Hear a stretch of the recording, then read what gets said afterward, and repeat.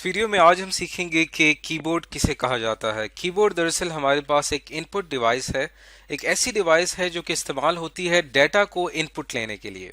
अब हमारे पास जो डाटा होता है ये डिफरेंट फॉर्म्स में होता है, जैसे कि हमारे पास डाटा टेक्स्ट की फॉर्म में हो सकता है।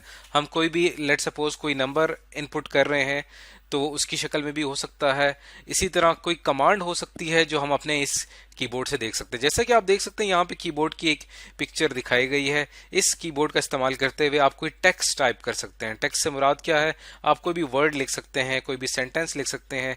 लेट सपोज आप यहाँ पे कोई भी, यहाँ पे मैं किसी भी स्टूडेंट का नाम लिखूं अगर यहाँ पे, तो ये क्या है, ये हमारे पास एक टेक्स्ट है। इसी तरह अगर नंबर की अगर आप बात करते हैं तो हम यहाँ पे कोई भी उसका नंबर लिख सकते हैं। जैसे कि अगर आप उसका एड्रेस पुट कर रहे हैं किसी स्टूडेंट का, तो आप यहाँ पे लिखेंगे हाउस नंबर 78। तो ये आपको एंटर करने के लिए कीबोर्ड का इस्तेमाल करना पड़ेगा। और तीसरी चीज जो यहाँ पे लिखी है मैंने, वो है कमांड। इसका क्या मतलब है कि आप इस कीबोर्ड का इस्तेमाल करते हुए कोई कमांड दे सकते हैं, यानी कोई टास्क करने के लिए कह सकते हैं। मिसाल के तौर पे अगर आपने इसी स्टेटमेंट को, जो मैंने ऊपर एड्रेस लिखा है, इसको आपने कॉपी करना है तो आप कीबोर्ड से कमांड दे सकते हैं। यहाँ पे आपको की नजर आ रही होगी, कंट्रोल की। इस कंट्रोल को और यहाँ पे सी को जब मैं एक साथ प्रेस करूंगा तो यहाँ से हमारे पास ये टेक्स्ट कॉपी हो जाएगा। तो ये कंट्रोल और सी को हम एक साथ जो प्रेस कर रहे हैं, ये दरअसल हमारे पास क्या है, ये एक कमांड है। इसी तरह अगर आप कोई एप्लीकेशन या कोई प्रोग्राम क्लोज करना चाहते हैं तो यहाँ पे आपको एक बटन नजर आ रहा है ऑल्ट का। ऑल्ट का हम F4 के साथ जब प्रेस करते हैं तो बटन वो सॉफ्टवेयर या वो कोई एप्लीकेशन जो है वो क्लोज हो जाती है, वो टर्मिनेट हो जाती है। तो इसे कहते हैं कमांड। तो ये कीबोर्ड जो है, इसमें हमारे पास डिफरेंट, यहाँ पे जो आपको बटन्स नजर आ रहे हैं, इनको कहा जाता है कीज। और आमतौर पे एक कीबोर्ड में जो है वो 104 कीज होती हैं, यानी 104 इसमें बटन, ये 104 इसके अंदर कीज होती हैं किसी भी एक कीबोर्ड में। अब इस कीबोर्ड का जरा पहले आप स्ट्रक्चर समझ लें कि इस कीबोर्ड के अंदर कितने पार्ट्स होते हैं। इसके अंदर टोटल जो है वो 4 पार्ट्स होते हैं। एक पार्ट जिसको मैं यहाँ से हाईलाइट कर रहा हूँ, यहाँ से लेकर और ये वाला जितना भी पोर्शन है इसका, इस पूरे एरिया को कहा जाता है, इसको हम कहते हैं कैरेक्टर कीपैड। ये कैरेक्टर कीपैड कहलाता है। इसी तरह यहां पे आपको जो ऊपर पोर्शन नजर आ रहा है, यहां से लेकर यहां तक, ये जो आपको ये ऊपर के जो बटन नजर आ रहे हैं, इन्हें कहा जाता है फंक्शन कीपैड। और यहाँ पे जो है आपके पास डिफरेंट बटन्स होते हैं, F1, F2, F3, F4, जो कि खास किसी मकसद के लिए इस्तेमाल होते हैं। तो यहाँ मैं इसको लिख देता हूं, इसे हम कहते हैं फंक्शन की पैड।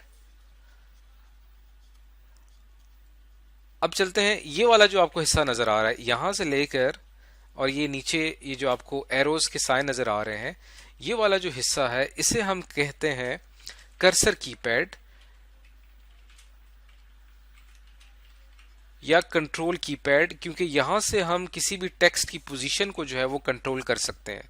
कोई भी टेक्स्ट हमने लिखा हुआ है तो हम उसकी पोजीशन को आगे पीछे कर सकते हैं। मिसाल के तौर पे यहाँ पे हम हमारे पास एक एप्लीकेशन है नोटपैड। अब इस नोटपैड पे देखें, यहाँ पे मैं कोई भी टेक्स्ट कीबोर्ड से जब टाइप करता हूँ तो इसके यहाँ पे आपको एक कर्सर नजर आ रहा है। ये हमारे पास ये क्या है, ये कर्सर है। इसको हम आगे पीछे कर रहे हैं तो इसके लिए हमें क्या करना पड़ रहा है, यहाँ पे कुछ कर्सर कीज हैं, ये हमारे पास अप डाउन लेफ्ट राइट, इनका इस्तेमाल करते हुए हम टेक्स्ट की पोजीशन को कंट्रोल कर रहे हैं। अब चलते हैं कीबोर्ड के लास्ट पार्ट की तरफ, जो कि है हमारे पास न्यूमेरिक कीपैड। यहाँ पे जो आपको ये वाला हिस्सा नजर आ रहा है, यहाँ पे नंबर्स लिखे हुए हैं और कुछ ऑपरेशंस हैं, प्लस माइनस मल्टीप्लाई डिवाइड। ये ऑपरेशन जो है इन नंबर्स पे अप्लाई किए जाते हैं। इस कीपैड को, ये वाला हिस्सा है, इस वाले हिस्से को कहा जाता है न्यूमेरिक कीपैड। तो इसको हम न्यूमेरिक कीपैड कहते हैं। तो एक कीबोर्ड का स्ट्रक्चर आपको पता होना चाहिए कि कीबोर्ड में कितने जो है वो इसके पार्ट्स होते हैं। इसके अलावा कुछ कीपैड्स ऐसे होते हैं, कुछ कीबोर्ड्स ऐसे होते हैं जिसके अंदर कुछ मल्टीमीडिया ऑप्शंस होते हैं। जैसे कि यहाँ पे आप देख सकते हैं, यहाँ पे कुछ आपको 4 बटन्स एक्स्ट्रा नजर आ रहे हैं। ये साउंड कम करना, साउंड ज़्यादा करना, या स्क्रीन की ब्राइटनेस को बढ़ा देना या उसको कम कर देना, ये उसके लिए इस्तेमाल होता है। तो ये अब हमने कीबोर्ड का एक स्ट्रक्चर समझ लिया है। अब हम इसकी वर्किंग को समझने की कोशिश करते हैं।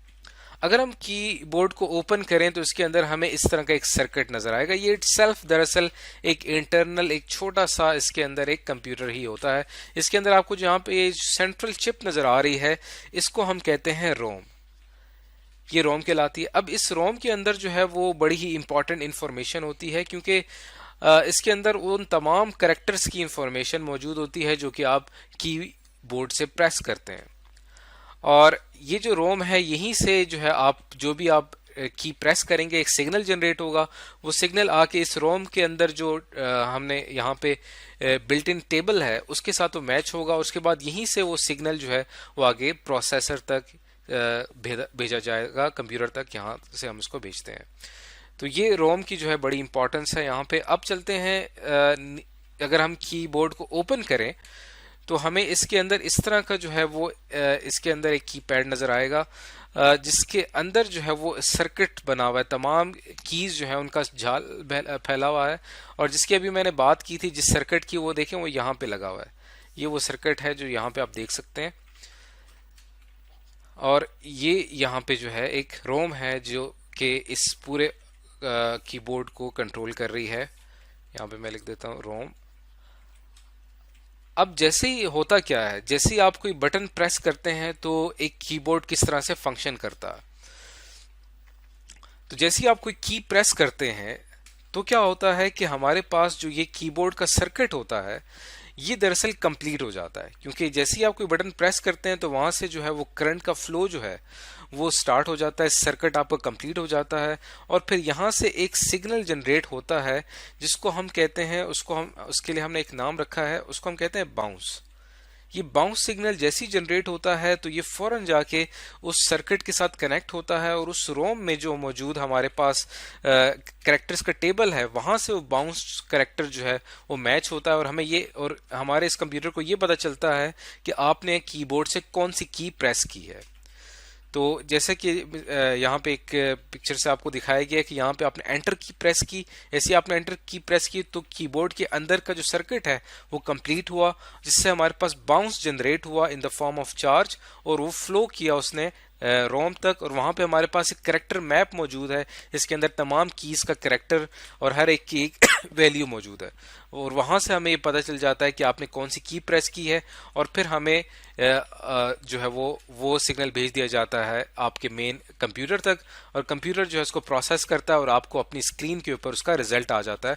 इसका आपको पता चल जाता है कि आपने अपने कीबोर्ड से एंटर की प्रेस की है। तो इस तरह से एक कीबोर्ड काम करता है। तो इस वीडियो में आज हमने सीखा कि कीबोर्ड दरअसल होता क्या है, और कीबोर्ड का स्ट्रक्चर दरअसल किस तरह का बना होता है, और कीबोर्ड जो है वो किस तरह से काम करता है।